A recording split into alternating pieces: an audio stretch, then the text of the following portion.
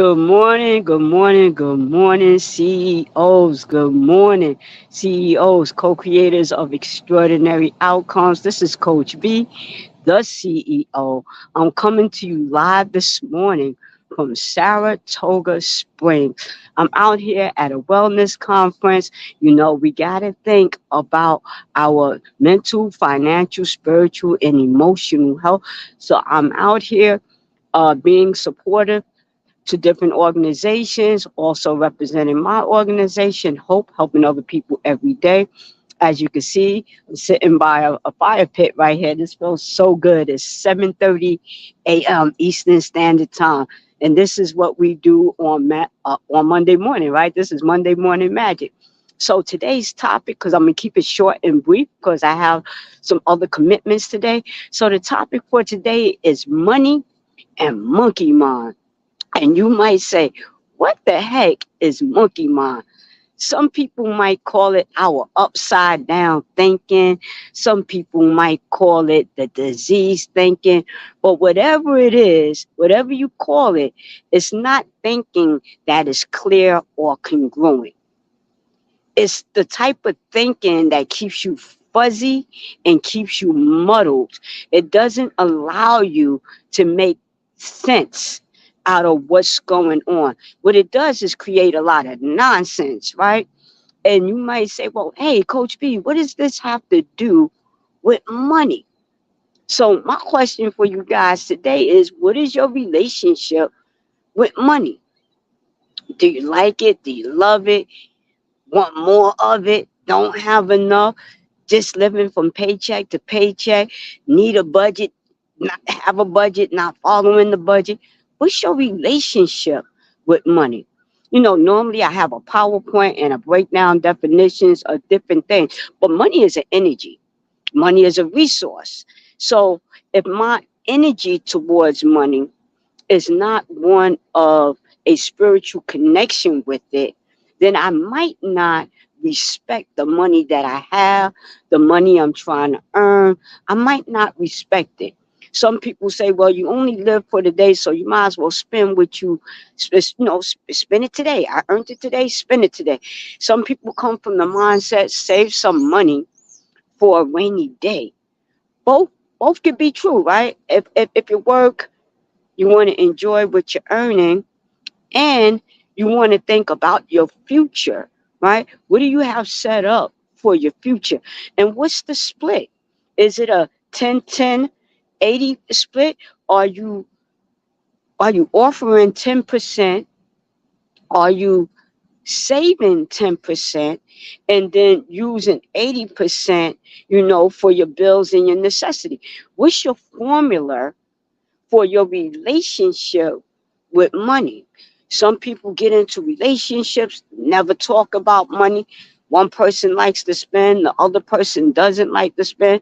One person is financially set for their future, the other person is not. And because we don't sit down and talk about the nature of money enough, what happens is a situation would happen. We get laid off. The pandemic was a really good example. Were people financially ready for the pandemic? Most people weren't. How do you live off of unemployment and you only getting maybe one quarter or half of your paycheck? Can you survive? A lot of experts say you should have 6 months worth of savings for in case of emergency. And you might go, well, I don't even make enough to get through from 1 month to the next month. So that would beg the question, do you have a budget? Are you following your budget? Have you ever even had a budget? Right? Really important thing. Back in my day, we used to have a checkbook. And in the back of the checkbook, you would have this register. And in the register, you would have to put down what you spent, what came in, your deposits, your withdrawals, down to the last cent so that you would know where your money is. But now we're living by the card, like the debit card, the credit card. And a lot of times we're not tracking where our money goes. Are there areas like, are you doing too much takeout food? Are you buying too much Starbucks? Are there areas in your life that you need to kind of either get rid of or reduce to have more money to put away to save for a rainy day or to save for when you want to go away on a vacation? Money is an energy, money is a resource. So, what's your relationship to that energy called money? What is your energy towards that thing that is considered a resource? That's what we're exploring today. I'll give you a little bit about my lived experience. Like I said, I'm gonna keep it short and sweet today, but I wanted to make sure I kept my commitment. So my relationship with money at one time was very disrespectful. Very, very disrespectful. I'm not going to go into a lot of detail, but then I learned through getting my back pushed up against the wall that I need to respect money. I need to respect money and what I can and can't do with it, so that I can have a lifestyle that I can enjoy. And that's important, to have a lifestyle that you can enjoy. So one of the things that I learned is that I need to be mindful of. Oh, we got 3 people out there. Thank y'all for joining me today. That is so cool. So what I learned is that I need to, let me see, and there's one comment. Let me see what the comment says. Uh, oh, Cassandra Scott, she's saying, good morning. Thank you, Cassie. Really appreciate that. So here's the thing, this money thing, I have to have a positive relationship with it, even as it relates to how much I earn. I remember there was a time I went and asked for a raise because I didn't know how to ask for a raise. I didn't think I deserved a raise. And if they told me that they didn't have the budget for it, I didn't know what to do. I didn't know how to advocate for myself. Then when I got into my own business and I was providing services, I was like, well, uh, how much do I charge for my services? I had no idea of what to charge for my services. And then if I was charging for my services, does that mean that's how much I'm worth? And then I learned something really special, right?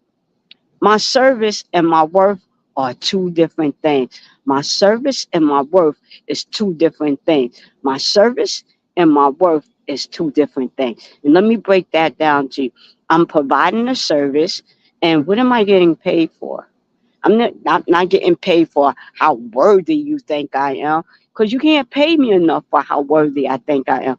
But you can pay me for the service, for the value that it brought to you. Not the value of me, the individual, but the value of the service that I'm providing to you. And I'll tell you how I got there. I was doing some work and I was like, this doesn't feel right. This particular situation didn't feel right. And I struggled because I was like, how is monkey mind playing a part in how I perceive my self worth, my financial worth, and am I conflating the two? And is it making it more difficult for me to be able to serve people on a higher level because I feel like, hey, I'm not getting paid enough. I'm being underpaid or whatever, my mindset was back then. And so what I learned is that it has nothing to do with me. It has something to do with the service that I'm providing. And if I value the service that I'm providing and other people value the service that I'm providing to them, then that's what we're talking about. But it doesn't have a reflection on me. So if I don't get the raise, that doesn't mean I'm a bad person. If I don't get the promotion, doesn't mean that I'm a bad person. I would personalize all of those things. Well, they don't think enough of me. They didn't do this. They didn't do that. And what I discovered, my self-worth has nothing to do with the value of my service. See, monkey mind would have me think that if I don't have the latest and the greatest, that I'm not worth anything. But that's not true. I don't need the latest and the greatest of anything to be worth something. I'm worth something because I'm a human being. So I don't want to confuse my service with my self-worth.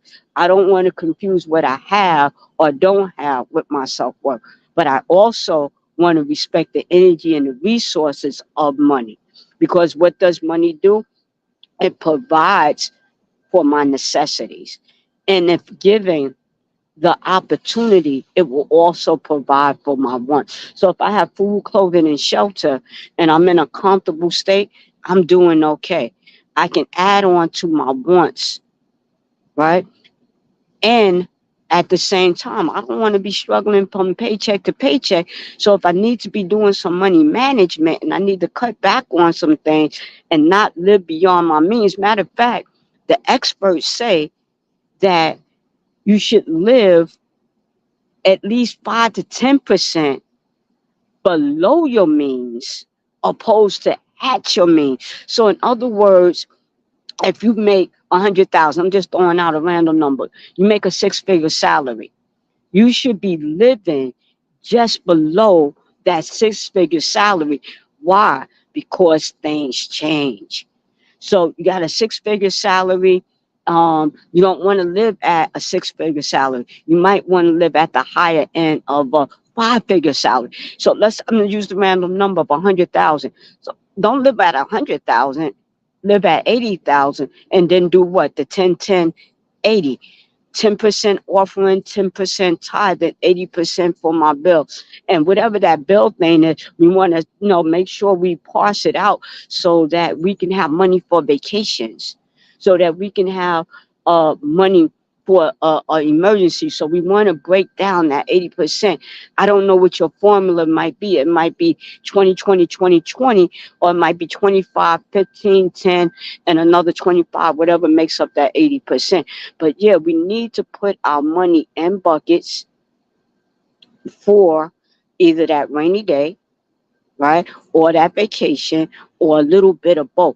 But none of that can happen unless we start to examine what our relationship is with money. What is your relationship? Do you respect it? Do you love it? Do you like it?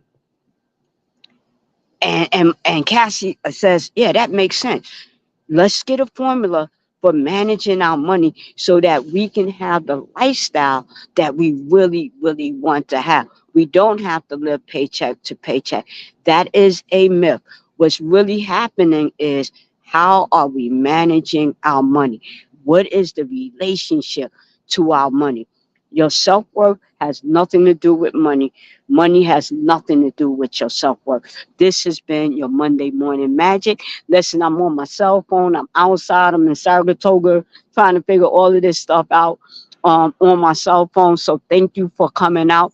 The people that are watching live, thank you, Cassie, for your support. I really appreciate it. And guys, don't forget, subscribe, like, and share. All right, look at Tawana Brown. All right, Bowser Brown is out here. Yeah, so listen, again, guys, I'm out here live trying to figure it out on my cell phone. Don't want to miss my commitment to Monday Morning Magic. Thank you guys so much. And again, trying to figure this thing out. We're getting ready to sign out. I have another commitment to go to, and I just want to make sure I spend a little bit of quality time with you guys today. And we'll see you next Monday, Eastern Standard Time. This has been your Monday Morning Magic.